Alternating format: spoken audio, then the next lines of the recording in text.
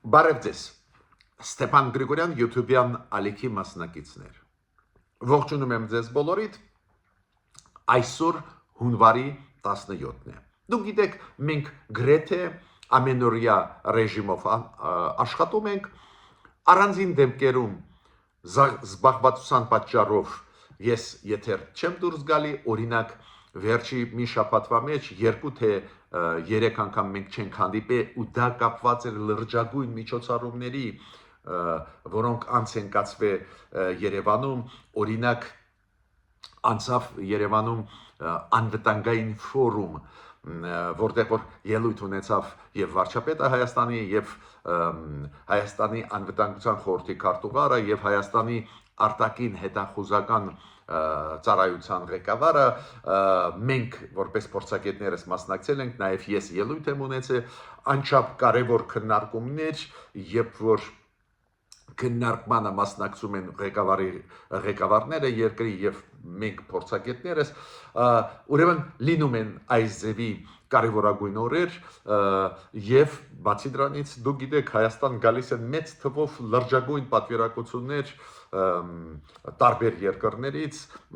ու հաճախ մեզ հրավիրում են այս պատվիրակությունների հետ հանդիպելու, քննարկելու հարցեր ու դա էլ լինում է պատճառ, որ մենք հնարավորություն չունենք այդ օրը ձեզ հետ հանդիպել, բայց ամեն ինչ ես անում եմ, որ ամենօրյա ռեժիմով այնուամենայնիվ մենք հանդիպենք։ Հիմա ես պետք է ասեմ, որ այսօր անպայման մենք այն դրական տենդենսները, որոնք կան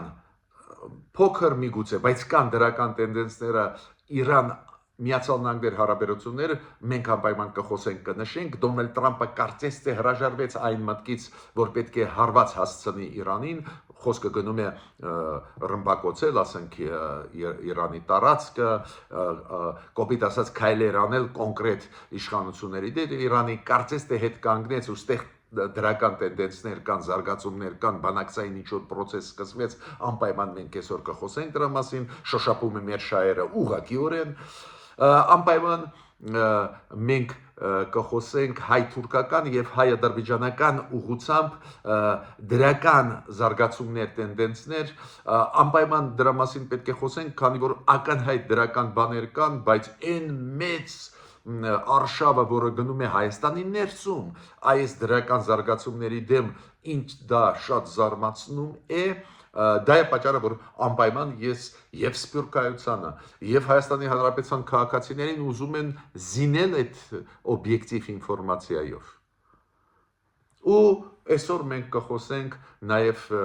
Ռուսաստանի պաշտոնյաների հայտարարությունների մասին կխոսենք, առանձին դեպքերում չես էլ հասկանում ես մարդիկ ինչ են մեզանից ուզում, անկապ բաներ են ասում, բայց իրանք խոշոր բարձր մակարդակի պաշտոնյաներ են, դա գիտեք ցույց է տալիս, որ իրոք Ռուսաստանը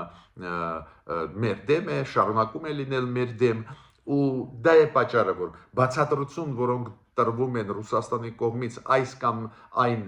պատճառով, ամ միջադեպի պատճառով, այդ բացատրությունները իրոք զարմանալի են, անիմաստ են, անպայման դրա մասին կխոսենք, նաև Նիկոլ Փաշինյանը Ռուսաստանի կոնտեքստով ունեցել է պրես-կոնֆերանսում ելույթներ այս տենդենսների զարգացումների մասին մենք անպայման այսօր պետք է խոսենք։ Ուրեմն, մինչև սկսելը մեր հաղորդմանը ես խնդրում եմ բաժանորդագրվել, կիսվել, լայքել։ Դուք գիտեք, դա աշխատացնում է YouTube-յան մեր ալիքը, էլ ավելի շատ Սփյուռքայությունում հայեր մեզ կլսեն, էլ ավելի շատ հայեր Հայաստանում կլսեն մեր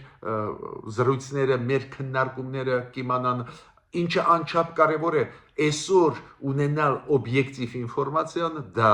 ուժ է, դա հզորություն է տալիս Սփյուռքայությանը Հայաստանի Հանրապետության քաղաքացիներին։ Ուրեմն, նայեք, 4 հայ գերի ազատ արձակեց Ադրբեջանը։ Լուրջ քայլ է, բաց ձեզ ասեմ, Այո, ես տարբեր կարծիքներ լսում եմ, ինչի բոլորին չվերադարձրեցին, ինչի չեն չարեցին, այս չարեցին, բայց ակնհայտ է, որ դա լուրջ քայլ է։ Ու այդ process-ում հայ-ադրբեջանական բարելավման, ես կասեի խաղաղության այս process-ում այս ձևի հումանիտար քայլեր անչափ կարևոր են ու մթնոլորտը փոխում են դեպի լավը։ Այո, մենք սպասում ենք, որ բոլոր մեր գերիներին կազատեն, հասկանալի է դա, բայց չգնահատել այս ձևի քայլեր դա լրջագույն սխալ է։ Հիմա նայեք Եվրամիությունը արձագանքեց։ Եվրամիությունը ասաց, որ ողջունում է այդ քայլը, որ 4 հայ գերի ազատ արձակվեցին։ Եվրամիությունը ասաց, այս ձևի հումանիտար հարցերի մենք միշտ սատար կկանգնենք, ինչով կարող ենք օգտակար կլինենք։ Կանադան էլ բարձր գնահատեց այն, որ ազատ արձակվեցին 4 հայ գերի, ու Կանադան ասեց, մենք հույսով ենք, որ Ադրբեջանը էլի այդ ուղղությամբ քայլեր կանի։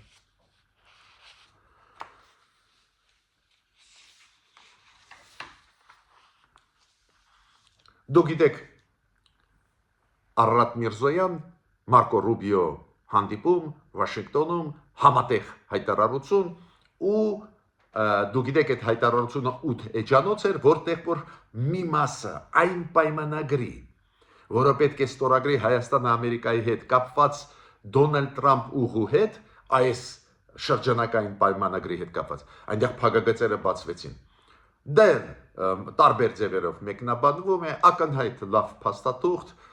ես ուշադիր ուսումնասիրեցի, բայց ես տարբեր կարծիքներ Հայաստանում լսում եմ ու պետք է ձեզ ասեմ, որ գլխավոր խոցելի կետը, որին փորձում են հարվածել, այդ ճուզողները Հայաստանի ներսում, ովքեր պրոռուսական գիծ են տանում, ուզում են ամեն ինչ նսեմացնել մեր համագործակցությունը Ամերիկայի հետ, Եվրոպայի հետ, այս հայ-թուրքական, հայ-ադրբեջանական process-ի դրական կողմերը ուզում են նսեմացնել Ռուսաստանի պատվերը կատարողները։ Իրենք մի խոցելի տեղ իբր մտածում են, որ խոցելի տեղը խփում են։ Իրենք ինչ են ասում, տեսակ, այդ ինչ ստորագրեցին Մարկո Ռուբիոն ու Արարատ Միրզոյանը, այնտեղ կա հստակ, որ կբացվի ճանապարհ Նախիջևանից Հայաստանով դեպի Ադրբեջան, բայց չկա հստակ որն են բացվում Հայաստանի հետ, մինչդեռ այդ մանիպուլյացիա է, այնտեղ հստակ գրված է, որ Հայաստանի համար էլ դրականը կբացվի, նաև այդում Հայաստան, то есть Հայաստանի ներսում, որ կա պահվի, ինչի մասին է խոսքը, որ Մեղրիից դու կարող ես Օրդուբադով, Նախիջևանով մտնես Երասխ, բայց չես կարող համոզել դրանում, որ դա կա, հիմա փաստ բերեմ, որ իրոք մենք ճիշտ ենք մեկնաբանում այն փաստաթուղթը, որը ստորագրում են Հայաստանը Ամերիկայի հետ Թրամփ ծրագրի շրջանակներում։ Ուրեմն 3 չարաչորը երասխ սադարակ այդ երկաթգծի հատվածում երասխ պարսը հայկական կողմ է, սադարակը Ադրբեջանի, ու այնտեղ կա հատված երկաթգծի, որը պետք է վերանորոգվի եւ հայկական կողմից եւ ադրբեջանական, կարճ հատված է, ծանր աշխատանք չի սպասվում, կարելի է շատ արագ դա անել։ Ուրեմն Հայաստանի եւ Ադրբեջանի երկաթգծերի հետ կապված մասնագետները հանդիպեցին, ուսումնասիրեցին այդ հատվածները։ Լրջագույն մեսիջ, որ այո, Տրամփ ծրագրի մեջ կա այն մասը, որը ապաշրջափակման Հայաստանի համար է։ Քանի որ երասխ սադարակ այդ հատվածը բացելը որ նպատակ ունի, հասարակ նպատակը, որ Մեղրիից, երբ որ երկաթգիծը վերականգնվի, մենք կարողանանք մտնել Նախիջևան ու Նախիջևանով գալ հասնել Երասխ։ Ակնհայտ կարևորագույն դրական ինֆորմացիա է։ Ուրեմն մեր իշխանությունները երբ որ ասում են, որ դա ապաշրջափակման կոնտեքստով ծրագիր է, այլ ոչ միայն տալ ճանապարհ Ադրբեջանը Նախիջևան, ճիշտ են ասում։ Հիմա Պարոն Ֆիդանը արտգործնախարարը Թուրքիայի ելույթ ունեցավ, պարզ է ինքը գովում էր այն ծրագիրը, որը իրանք անվանում են Զանգեզուրի, այդպես կոչված Զանգեզուրի միջանց գովում էր ու ցույց էր տալիս շահը այդ մեծ process-ում։ Թուրքիայի, Ադրբեջանի շատ բնական է։ Թուրքիայի արտգործնախարարը պետք է առաջերտին նշի շահը Թուրքիայի, հետո շահը Ադրբեջանի։ Բայց պետք է ճիշտ ասենք, ինքը նաև նշեց Հայաստանի դրական դերը։ Հատուկ նշեց, որ նաև Հայաստանը շատ կառուցողական է ու ինչ ասեց։ Ինքը ասեց մենք Բայրամովի հետ, Ադրբեջանի արտգործնախարարի հետ ուշադիր ուսումնասիրեցինք այն փաստաթուղթը, որը համատեղ հայտարարություններ Միացյալ Նահանգներ Հայաստան Վաշինգտոնի այդ մի քանի օր առաջվա փաստաթղթի մասին է խոսքը Մարկո Ռուբիո Արարատ Միրզոյան այնք ասում են մենք ուսումնասիրեցինք ու ուշադիր հետևում ենք Հայաստանի մեկնաբանության այդ փաստաթղթի ասում է դա շատ կարևոր է որ մենք հասկանանք ու մենք տեսնում ենք որ Հայաստանը կառուցողական է լավ մեսեջ ուղարկեց բայց բացի դրանից ինքը ասեց որ մենք հետևում ենք Հայաստանում պետք է լինեն ընտրություններ ու քանի որ Նիկոլ Փաշինյանը բավական կառուցողական է շատ լավ է որ ինքը առաջի տեղում է այն սոցիոլոգիական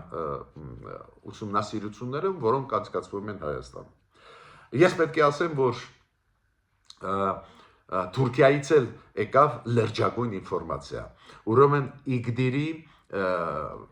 մարզպետը կամ ղեկավարը այդ շրջանի ինքը ասեց որ Ալիջան մաքսակետը մեր կողմից դա մարգարա մաքսակետն է չէ այդ Ալիջանը Ադրբեջանի կողմից գրեթե ավարտված է պատրաստ է աշխատելու համար ու ինքը հայտարարեց այդ նորությունը մեզ բոլորիս համար իմ կարծիքով լավ նորություն աստված դա լինի ասեց որ հունվարի վերջին դա կբացվի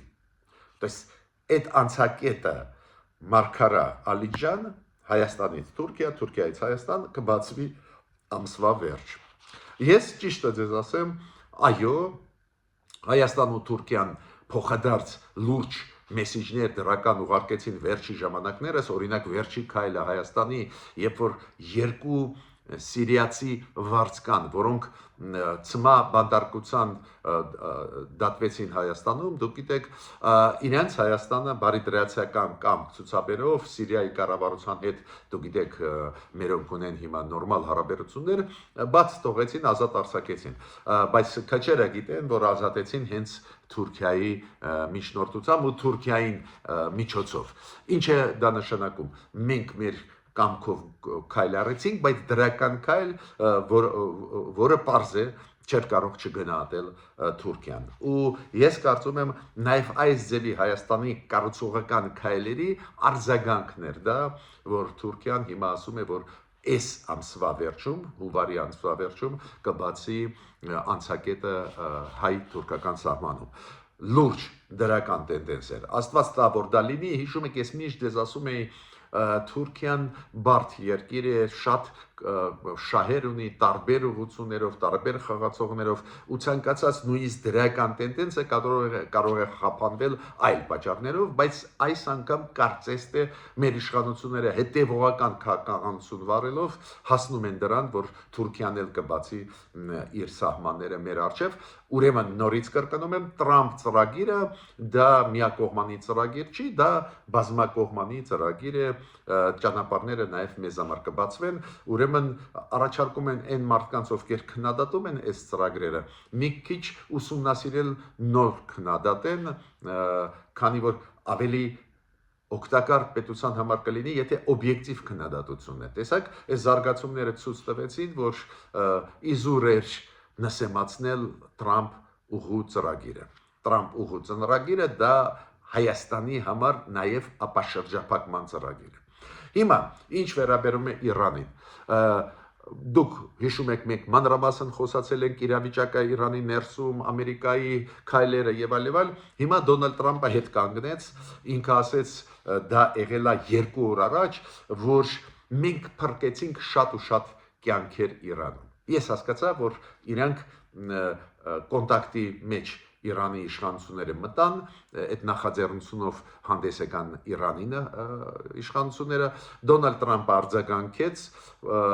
կոնտակտներ եղել են ամերիկացիների եւ իրանցիների միջև ու ինչքան հասկանում եմ ինչ որ պայմանավորվածությունների եկան, դա բացահայտվեց ավելի հստակ երեք, երբ որ Դոնալդ Տրամպը ասեց, որ մենք փրկեցինք 800 կյանք նվազագույնը, քանի որ 800 մահապատժի որոշումները չեղարկվել են, նախատեսված էին այդ մահապատիժները ու չեղարկվել են։ Ուրեմն ինքը ասում է մեծ թվով հազարավոր մարդկանց կյանքերը մենք փրկեցինք ու դա լավ է, ես գնահատում եմ Տրամպը ասեց բարձր Իրանի իշխանությունների այդ քայլը։ Դա լավ նորություն է։ Այո, Միացյալ Նահանգները չէին կարող չխստացնել սանկցիաները Իրանի դեմ, հենց այն մարդկանց դեմ, ովքեր ուժ էին կիրառել ցուցարարների դեմ, այդ սանկցիաները Տրամպը կիրառեց, սանկցիաները այն ընկերությունների ու այն մարդկանց, ովքեր նավթի բիզնեսով են զբաղվում ու շրջանցում են Միացյալ Նահանգների սանկցիաները, կիրառեցին, բայց ամենագլխավոր հարցը ուժ կիրառերը ամերիկացիք հետ կանգնեցին, գնահատելով այն նախաձեռնությունը, որով հանդես եկավ Իրանի արտգործնախարար Արաքչին, որը հիշում եք մի քանի օր առաջ առաջարկեց ամերիկացիներին բանակցությունների մեջ մտնել ու ասեց, որ Իրանը բաց է բանակցել։ Մինչ այդ Իրանը կտրականապես դեմ է բանակցել Միացյալ Նահանգների հետ։ Հիմա, բայց կարծես թե լարվածությունը պետք է ընկնի, բայց նորից շարունակում են տարբեր պետությունները հայտարարություններ անել, որ իրենց քաղաքացիները դուրս գան Իրանից։ Օրինակ Կանադան առաջարկեց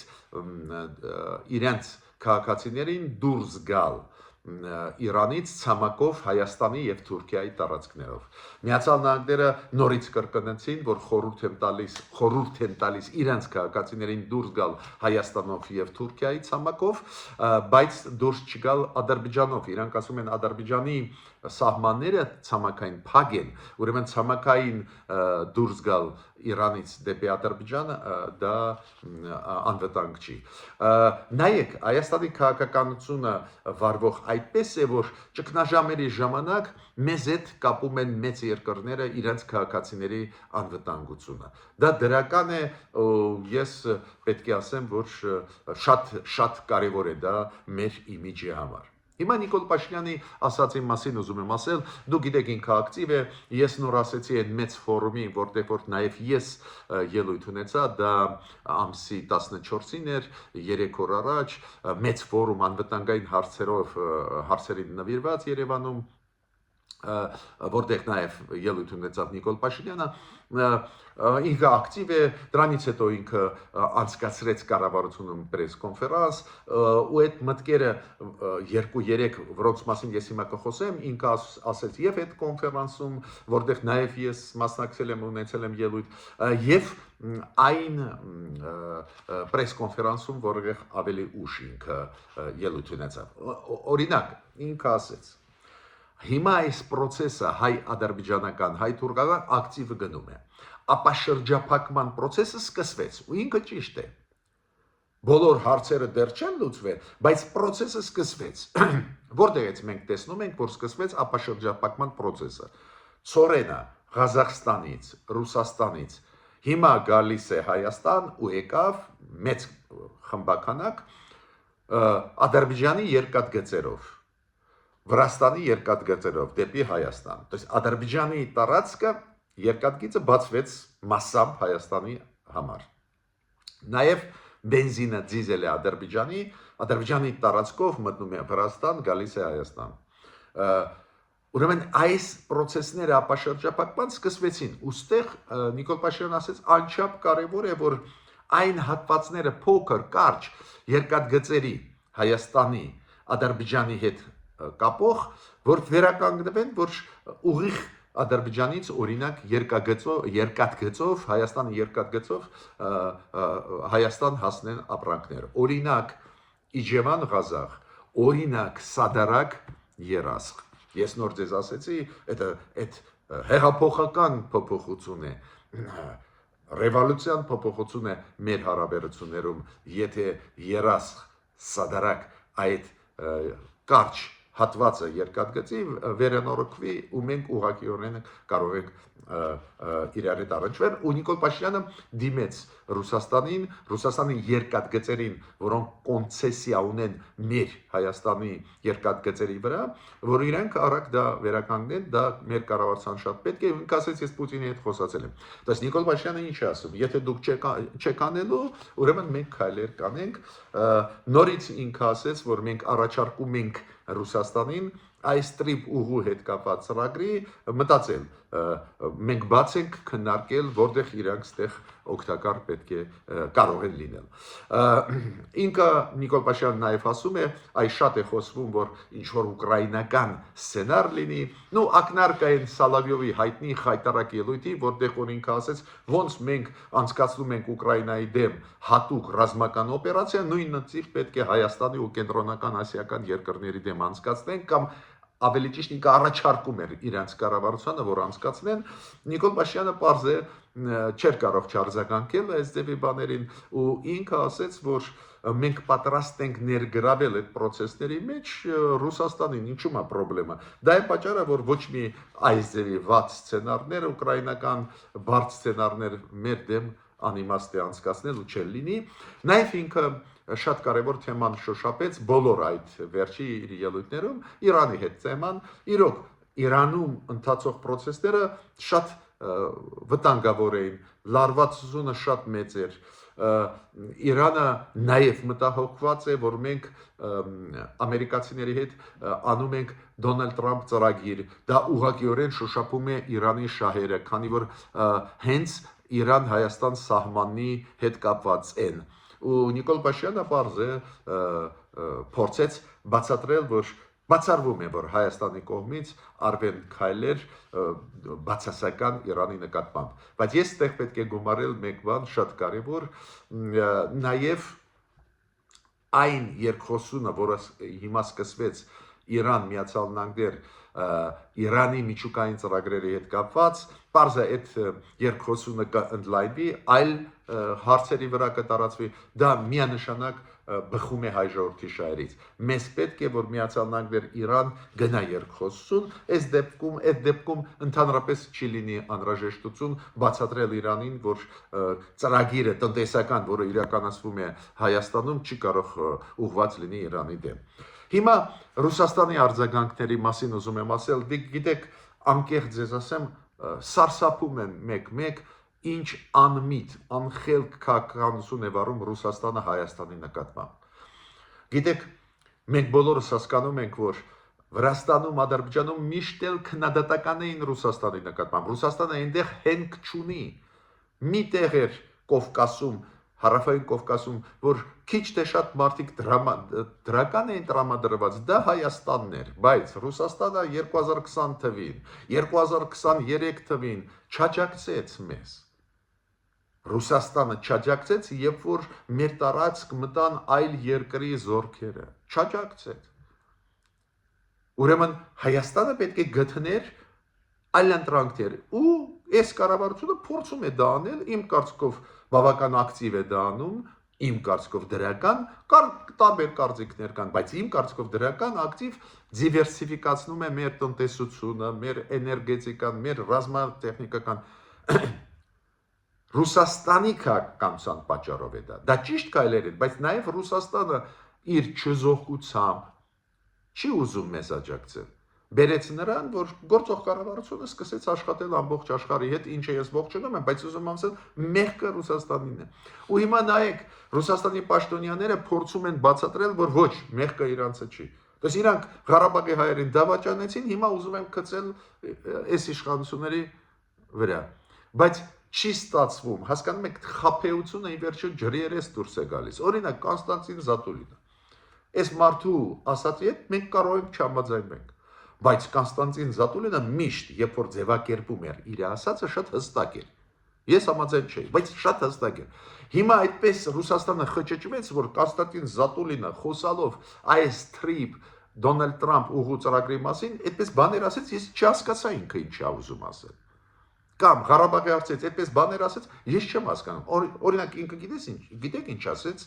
այդ երեք էր։ Կոնստանտին Զատուլինը ասեց, որ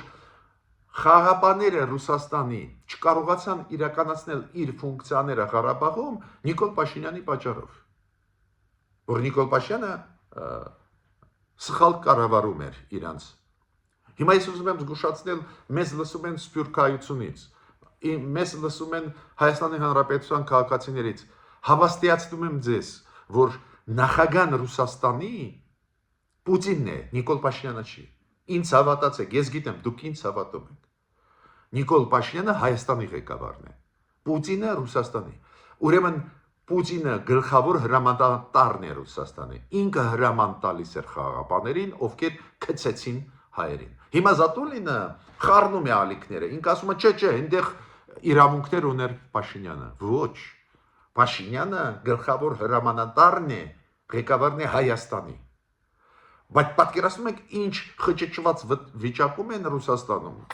որ այս ձևի մտքեր անհետ ասում են այն մարդիկ, ովքեր մեծ փորձ ունեն քաղաքական։ Նույնը հիմա ձեզ ասեմ, այդ ինչով կասեմ, այդ էլ չեք հավատա, ինչ ասեց Մարիա Զախարովա, բոլորս ճանաչում եք իրան, բոլորս ունենք կարծիք, բացասական իր նկատմամբ, բայց ինքը պաշտոնական ներկայացուցիչն է, չէ՞, Ռուսաստանի արտգործնախարարության։ Ինչ խուճուճ մտքեր ասեց, ես ապշացեի։ Սկսեց ասեց, այդ Սալավիովը որ ասեց, մենք զարմանում ենք, որ այս ձևի արձագանք տվեց Հայաստանում բացասական, Սալավիովը որ ասեց, որ առաջարկեց Ռուսաստանի կառավարությանը ռազմական օպերացիա Հայաստանի դեմ ուղղել, ինքը ասում է անկախ ինքը լրագրող է։ Անկախ լրագրող է։ Ինքը դա ասեց Սոլովեև լայվով, դա մասնավոր է։ Հասկանում եք, տես իրանք իրենց ստերի մեջ այդքան խճճվել են, որ ականայց ստերը սկսեցին ասել նույնիսկ չքողարկելով այդ մտքերը։ Ով չգիտի, որ Սալավիովը շարժվում է միայն հանձնարարականներով Պուտինի թիմից, միայն Կրեմլից։ Իրեն ոչ ոք չի կարող ոչ մի բան ասել։ Հանձնարարական ստանում է, իրականացնում է։ Կամ Սալավիով լայվը ծիծաղելի է համարել, որ դա մասնավոր ինչ-որ ԶԼՄ-ները։ Ռուսաստանում այդ մասնավորները բոլորը կամ փակվել են, իրենց հմբագիրները բերթերում են կամ փախած են։ Ում եք խափում։ Հասկանում եք, սուտը սուտի վրա բերեց նրան, որ հիմա խճճվել են։ Ինչ որ երկար բարակ։ Մարիա Զախարովան բացատրում էր, որ մենք դաշնակից ենք։ Պատկերացնում եք, այս խոսքերից հետո Սալավիովը, որ ստեղ կարող է ռազմական գործողություններ մեր դեմ արվի, այս ծավի բացատրություններ։ Ուրի իրոք Ռուսաստանը չունի քաղաքականություն ֆիքսված Հայաստանի նկատմամբ։ Այդ քաղաքականությունը մեր դեմ է ուղղված ու չի փոխվում։ Չունեն իրանք տեսլական կարճաժամկետ, երկարաժամկետ փոխեն թե ոչ։ Կոպիտ ասած իրանք շոտկի մեջ են, որ միակ ժողովուրդ, որը լոյալ էր, լավ էր վերաբերվում Ռուսաստանի, իրանք դավաճանեցին, բայց իրանք չեն կարող այդ ժողովրդին խաբել ու ասել, չէ, մենք չենք դավաճանել։ Ու հիմա բանի մեջ են ընկած, չգիտեն ինչ անեն։ Բայց մեկ դրականը ես տեսնում եմ։ Դու գիտեք, մեր արտգործնախարարությունը շատ կոշտ արձագանքեց Սալավիովի ասացին։ Այդ կոշտ արձագանքը տվեց արդյունք։ Մարիա Զախարովան արդարանում էր։ Մեզ ճիշտ չենք հասկացել, Սալավիովը պաշտոնյա չի եւ այլ։ Դες կոշտ արձագանքը, հստակ արձագանքը Ռուսաստանի սխալ քայլերի բերում է միայն դրականին։ Ես ավարտեցի իմ այսօրվա ելույթը, միջ նոր հանդիպումներ։